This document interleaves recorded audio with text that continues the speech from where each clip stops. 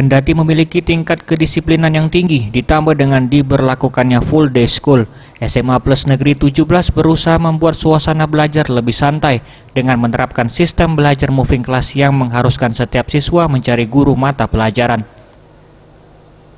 Penerapan sistem belajar ini dapat membuat siswa lebih aktif menggali potensi dirinya dengan mencari guru yang dipilih berdasarkan mata pelajaran yang dianggap masih kurang. Karena di sekolah ini menerapkan 2 kurikulum secara langsung, yakni Cambridge dan K13, yang mengharuskan siswa lebih aktif agar proses belajar mengajar dapat berhasil. Ada yang namanya KBM Plus. KBM Plus itu juga peserta didik mengunjungi Bapak Ibu guru yang sudah berada di kelas. Jadi kalau dia pengen, oh saya lemahnya di matematika nih, nah dia boleh memilih. Jadi bukan by kelas lagi.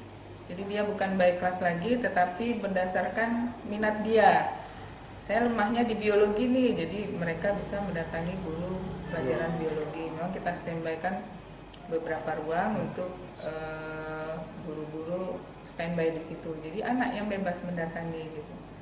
Jadi kalau di SMA 17 memang sangat padat, tapi kita buat anak-anak ini betah ya, betah. Kemudian guru-gurunya juga di sini alhamdulillah pada saat mengajar juga kreatif gitu. Jadi kita buat anak-anak nyaman berada di kelas.